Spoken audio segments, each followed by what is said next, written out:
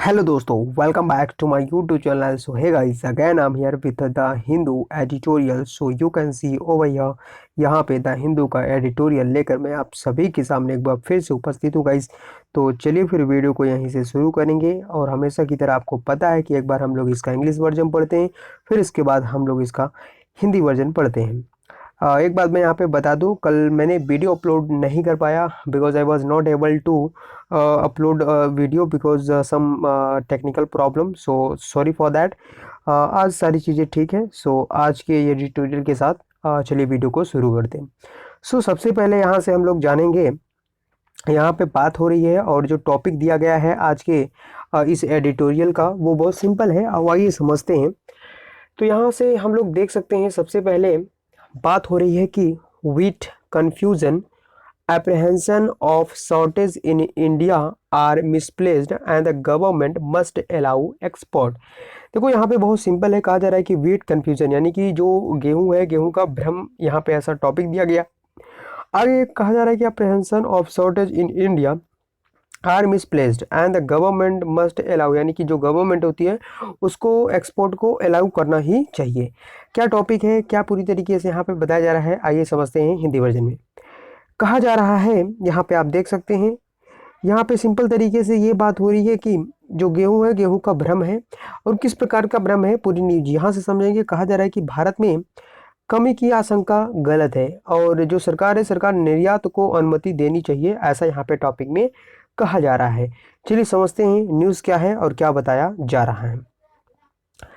सो यहाँ से देख सकते हैं, कहा जा रहा है कि India which surprise the world with its decision to bar wheat export with immediate effect appears to be on the defensive now after its May 13 announcement. तो क्या मतलब है इस पार्टिकुलर सेंटेंस का, आइए समझते हैं. कहा जा रहा है कि जिसने तत्काल प्रभाव से गेहूं के निर्यात पर रोक लगाने के अपने फैसले से दुनिया को चौंका दिया था 13 मई की घोषणा के बाद अब यह रक्षात्मक प्रतीत होता है, ऐसा इंडिया के लिए कहा जा रहा है. चलिए आगे समझते हैं. आगे कहा जा रहा है कि initially the center had amended the order by allowing export consignment register in the customs department system and handed over for examination on or prior to May 13. देखिए क्या मतलब है इसका इसका मतलब यहाँ पे ये हो जाएगा. सिंपल तरीके से कहा जा रहा है कि प्रारंभ में केंद्र ने सीमा शुल्क विभाग के प्रणालियों में पंजीकृत निर्यात खेपों को अनुमति देकर आदेश में संशोधन किया था और 13 मई को या उससे पहले जांच के लिए सौंप दिया था. चलिए आगे समझते हैं. आगे कहा जा रहा है कि addressing UN global food security call to action ministerial meeting a few days ago in New York, Minister of State for External Affairs V. Muralidharan emphasized that the restriction made allowance for countries that had food security needs, a position articulated earlier by Commerce Secretary V.R. Subramaniam. क्या है इनके बारे में, क्या कहा जा रहा है, तो देखिए समझते हैं. यहाँ से बहुत ही सिंपल तरीके से यहाँ से बताया जा रहा है. तो चलिए देखते हैं क्या कहा जा रहा है. एक मिनट, हाँ चलिए ठीक है, यहाँ से समझेंगे. कहा जा रहा है कि कुछ दिनों के लिए संयुक्त राष्ट्र global food security call to action किया गया. जो मंत्री स्तरीय बैठक थी को संबोधित करते हुए इससे पहले न्यूयॉर्क में विदेश राज्य मंत्री वी मुरलीधरन ने जोर देकर कहा था कि प्रतिबंधों ने उन देशों के लिए अनुमति दी है जिन्हें खाद्य सुरक्षा की जरूरत है. एक स्थिति पहले वाणिज्य सचिव वीवीआर सुब्रमण्यम द्वारा व्यक्त की गई थी. चलिए आगे समझते हैं आगे की न्यूज़ क्या बताया जा रहा है, यहाँ से जानेंगे. कहा जा रहा है कि but more than farmers it is trader who stand to benefit from the limited easing और restriction from the start. Indication of a mismatch in demand and supply were evident. तो क्या मतलब हुआ, आइए समझते हैं. यहाँ से कहा जा रहा है कि लेकिन किसानों से अधिक यह व्यापारी हैं जो प्रतिबंध को सीमित ढील से लाभान्वित होते हैं। शुरुआत से मांग और आपूर्ति में बेमेल के संकेत स्पष्ट थे।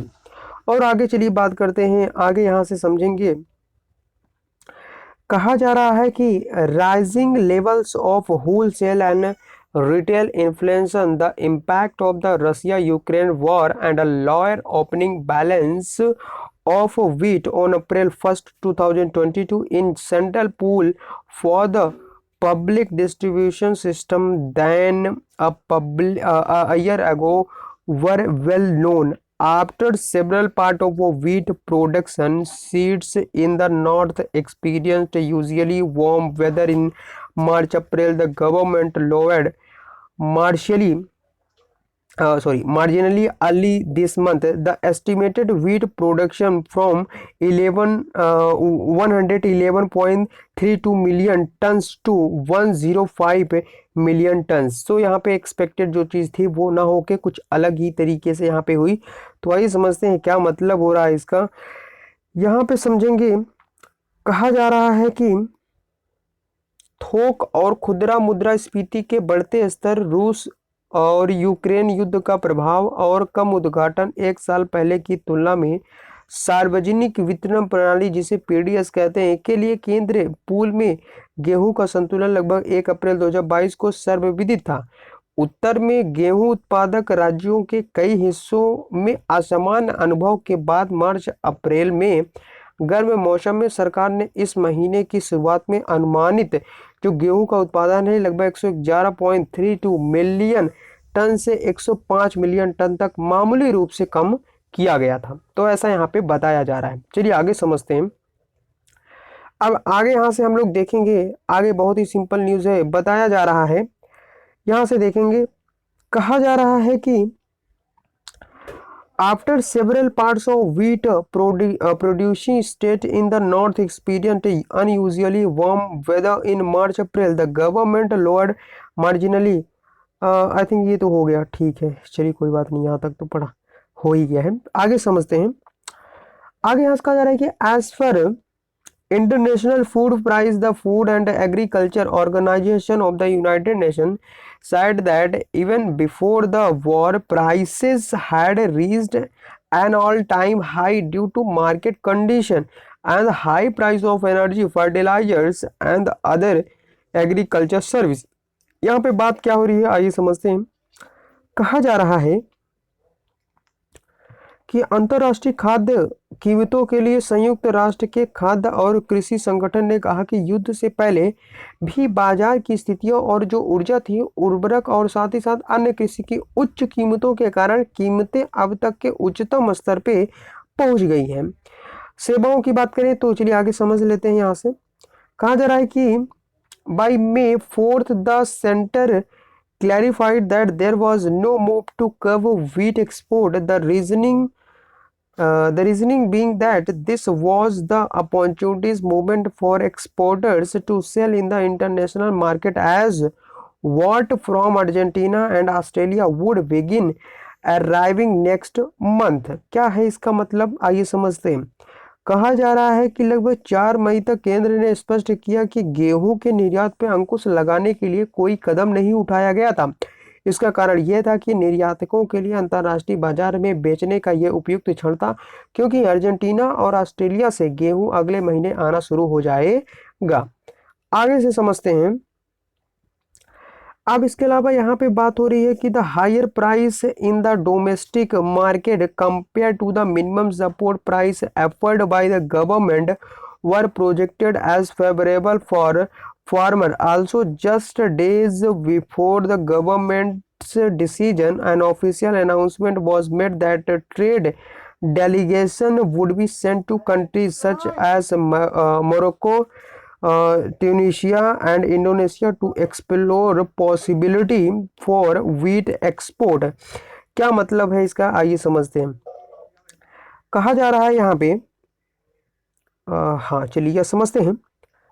कहा जा रहा है कि सरकार द्वारा प्रस्तावित न्यूनतम समर्थन मूल्य, जिसे एमएसपी बोला जाता है यहाँ पे, तो की तुलना में घरेलू बाजार में ऊंची कीमतों को किसानों के लिए अनुकूल बनाया गया था। साथ ही साथ सरकार के फैसले से कुछ दिन पहले एक आधिकारिक घोषणा की गई थी कि गेहूं निर्यात की संभावनाओं का पता लगाने के लिए मोरक्को, ट्यूनीशिया और इंडोनेशिया जैसे देशों में व्यापार प्रतिनिधिमंडल भेजे जाएंगे। आगे की न्यूज समझते हैं। तो आगे यहाँ कहा जा रहा है, हाँ तो एक मिनट,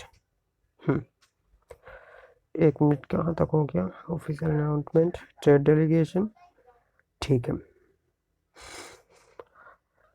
चलिए यहाँ समझेंगे। In addition to Egypt, Turkey had given its approval for the import of Indian wheat and an announcement had been made that the current year's target to wheat export had been fixed at 10 million tons, 3 million tons higher than last year। चलिए समझते हैं इसको, ये क्या कहने की कोशिश कर रहे हैं। तो यहाँ पे देखिए क्या बताया जा रहा है। कहा जा रहा है कि मिस्र के अलावा तुर्की ने भारतीय गेहूं के आयात के लिए अपनी मंजूरी दी थी और एक घोषणा की गई थी कि गेहूं के निर्यात के लिए चालू वर्ष का लक्ष्य 1 टन करोड़ तय किया गया था, जो पिछले साल की तुलना में 30 लाख टन अधिक है। चलिए आगे समझते हैं और अंततः क्या बताया गया यहाँ पे इसको भी समझ लेते हैं हम लोग। कहा जा रहा है कि India's decision has faced criticism from the G7 agriculture minister after the U-turn. The government should not persist for too long with its current position or restriction on the export of wheat, as the move seems to have hit the farmers. If reporters of a fall in the in the fall price are any indication, so lesson must be gleaned from the experience 15 years ago when India took about 2 years to lift its ban on the export of non-basmati rice, by which time Thailand and Vietnam had moved to take full advantage। और finally last में ये भी कहा गया कि apprehension of a food shortage are misplaced and the government would do well to lift, समझते हैं last में ये कहा गया कि would lift the restriction sooner rather than later। तो देखिए लास्ट में ये जो बताया जा रहा है बहुत ही सिंपल और वे फॉरवर्ड यहाँ पे एक कह सकते हैं कि तरीका है कि क्या हम लोग अपने आने वाले भविष्य में किस प्रकार से अपनी समस्याओं से निजात पा सकते हैं। तो देखिए यहाँ से मैं आपको बता देता हूँ क्या कहा जा रहा है। कहा जा रहा है कि भारत के फैसले को G7 के कृषि मंत्रियों की आलोचना का सामना करना पड़ा है। अपने यू टर्न के बाद सरकार को गेहूं निर्यात पर प्रतिबंधों की अपनी वर्तमान स्थिति के साथ बहुत लंबे समय तक नहीं रहना चाहिए, क्योंकि ऐसा लगता है कि इस कदम ने किसानों को प्रभावित किया है।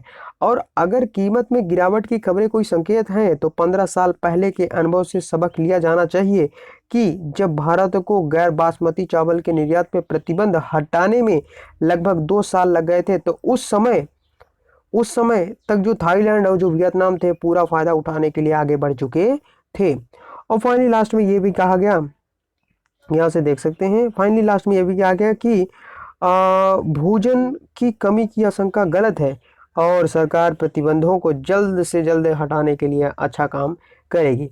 सो यहाँ पे देख सकते हैं गाइस, ये पूरा द हिंदू का एडिटोरियल था और मैंने पूरी तरीके से आपको हिंदी में और विद फुल एक्सप्लेनेशन समझाने की कोशिश करी है। सो you can see over here in bilingual Hindi और इंग्लिश। सो आज के वीडियो में बस इतना ही रखेंगे दोस्तों। अगर वीडियो और कंटेंट पसंद आ रहे हैं तो लाइक शेयर करिए, साथ ही साथ चैनल को सब्सक्राइब कर लीजिए और बेल आइकन प्रेस को भी ऑन कर लीजिए ताकि हर प्रकार की जो अपडेट है आप तक पहुंचती रहे बिना किसी रुकावट के। तो चलिए फिर मिलते हैं किसी नेक्स्ट वीडियो में। अगर आपके पास कोई क्वेरीज हो, कोई क्वेश्चन हो तो जरूर कमेंट बॉक्स पे राइट करो। मैं कोशिश करूंगा कि उस प्रॉब्लम को सॉर्ट आउट जल्द से जल्द किया जाए। चलिए फिर मिलते हैं किसी नेक्स्ट वीडियो में किसी नेक्स्ट कंटेंट के साथ। So till then take care and see you. जय हिंद।